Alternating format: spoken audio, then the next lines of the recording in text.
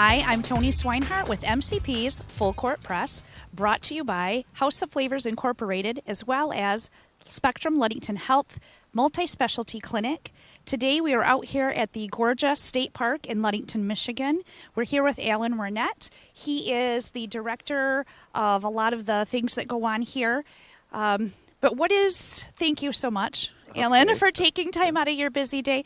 And what is your actual title? Okay. And how did you come about getting this position? All right. My exact title is the State Park Interpreter.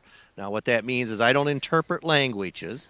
I know a little different languages, but that's not my job. Okay. Interpretation means education in this aspect. So when people come to the beautiful park here, I'll be talking about trying to educate them on how the dunes were formed, why the importance of protecting the dunes.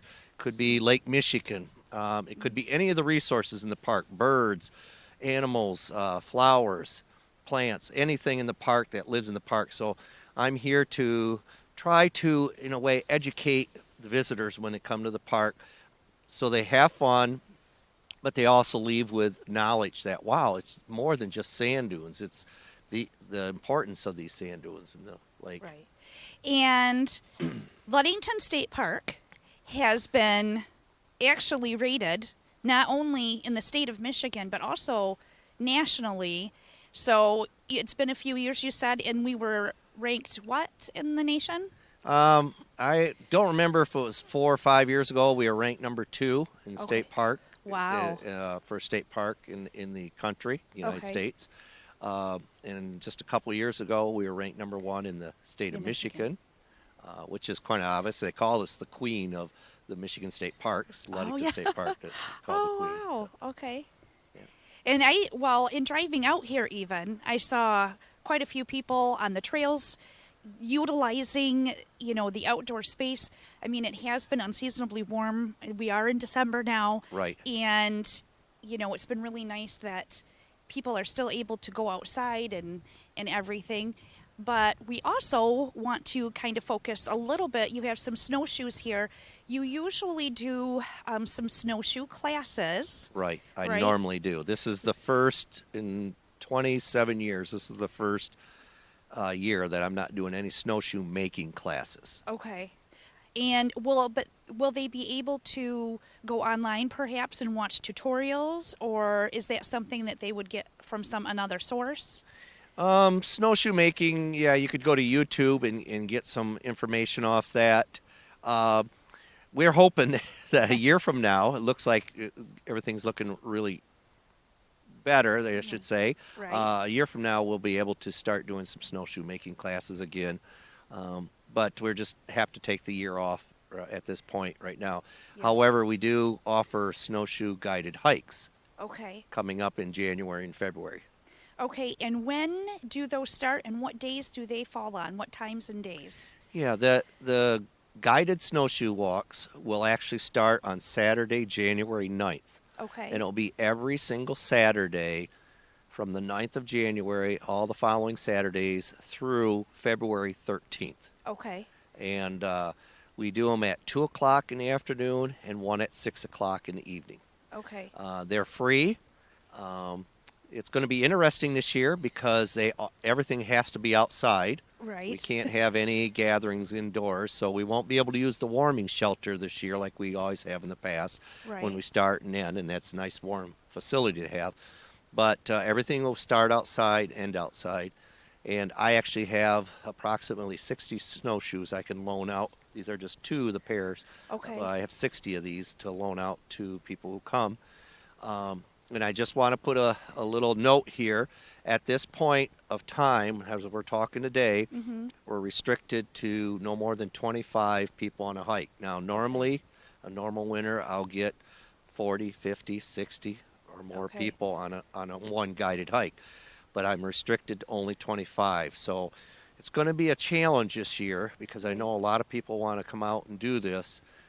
It's going to be a challenge. I'm going to have a sign up for people to come out and do the hikes.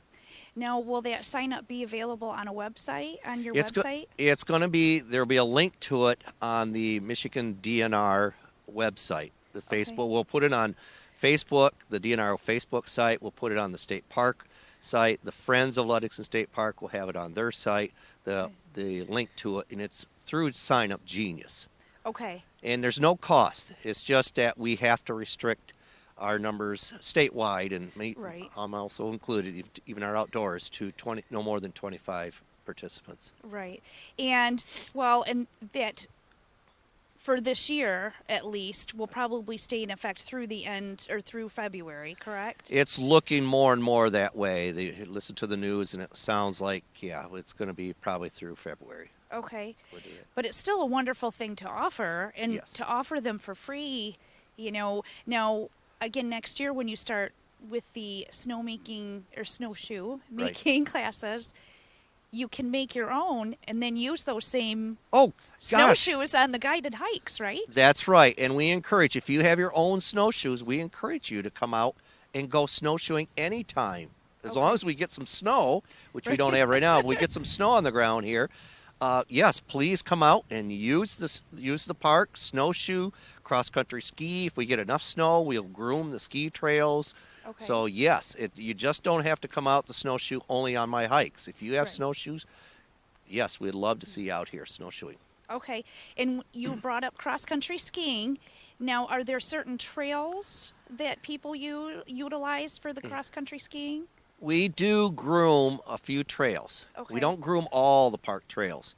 However, there are some locals that are very avid cross-country skiers that actually don't use all of our groomed ski trails. They actually use some of the other trails, and that's fine. They have to break their own trails. But we use the logging trail, which starts fairly close to where we're at here. The logging trail is groomed, and that's about a 2-mile, 3-mile loop. And we have trails in the south end of the park. We also groomed, and that's a few miles there, approximately about 3-4 miles there, too, on top of it. And so other than the snowshoe and cross-country ski, the Ludington State Park is open year-round. That's correct. And so people can come out and utilize. Now, I realize the campground itself is closed. Except for one. Really? One of our campgrounds we leave open year-round, and that's the Cedar Campground is one of the loops. Is we plow it out. We plow the sites out. The modern restroom is closed. But we do have a very clean pit toilet. We keep clean for that unit. But the electricity's left on in there. Okay. So people can still come out, and people do. Every year you'll be amazed how many people will come out throughout the winter and camp in the Cedar Campground. Oh, wonderful. Yes. Well, and I suppose this year, especially being restricted and quarantined, and people being kind of housed in their homes for longer periods of time, it might be kind of nice to get out and camp and do something different like that. Right. So that's unique. I didn't realize. I thought they had closed all of them, but that's really wonderful to know too. Right. Is there anything going forward? So do you want to keep doing this for as long as you can? Yeah, we do. And I just want to add to that, we also have 3 mini cabins that we rent out. Oh, okay. In each of the campgrounds, there's one mini cabin. It's a heated one cabin, has a microwave, has a mini fridge, has beds in there. Oh, wow. And so those are available year-round throughout the winter, too. Okay. It's a nice thing to do. But the park has been busier than normal, and it has to do with the pandemic. Right. People are tired to be inside, and we encourage that. We like to see more people using the park, and we have seen the increases. And so even in the winter, if you don't want to snowshoe, you don't want to cross-country ski, come out and walk. A lot of people will still walk here at the state park in the winter. It's a beautiful place. The river very seldom freezes over, the river here, and we get a lot of waterfowl that migrates here and spends their winter here. So if you're a birder, and especially into the waterfowl, the different kinds of waterfowl, the river is just a great place. And you'll see the eagle that quite often, I can't guarantee you see it every day, but almost every day you see the eagles go up and down the river and pull out fish, and it's quite a sight. It's a beautiful place in the winter to see things that you normally wouldn't see in a busy summer day. Right. And we also have two different types of snowshoes here. Right. Christmas is coming up, and we're thinking maybe people might want to give them as gifts. So what is the difference between the two?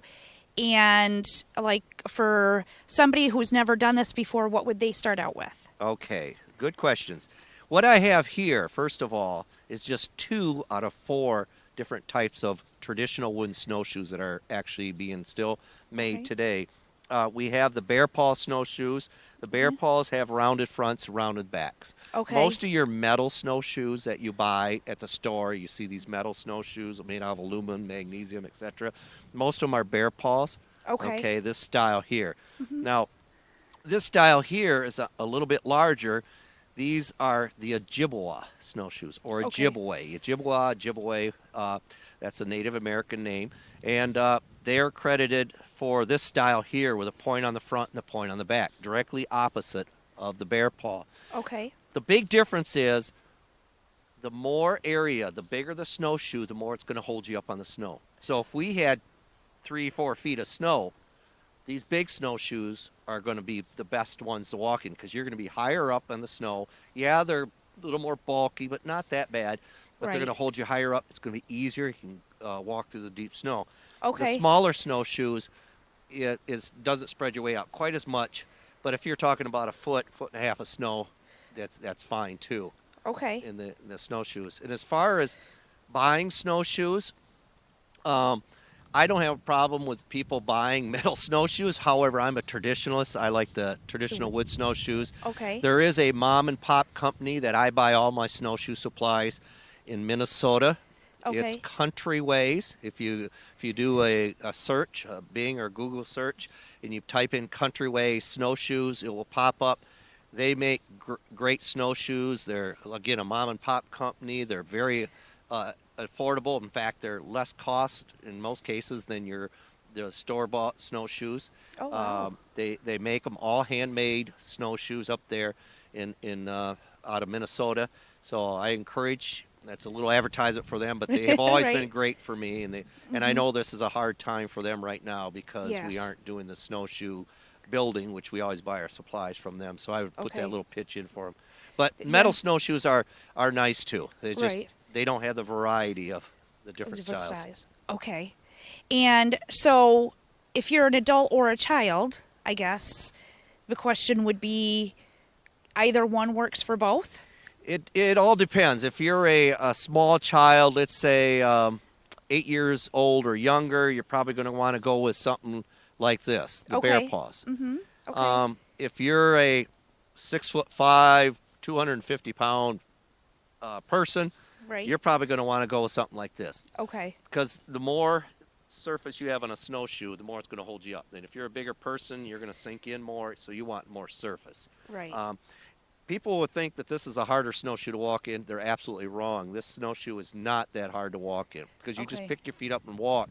You're not, the snowshoes, here, I'll show you. So when you walk, it's like this.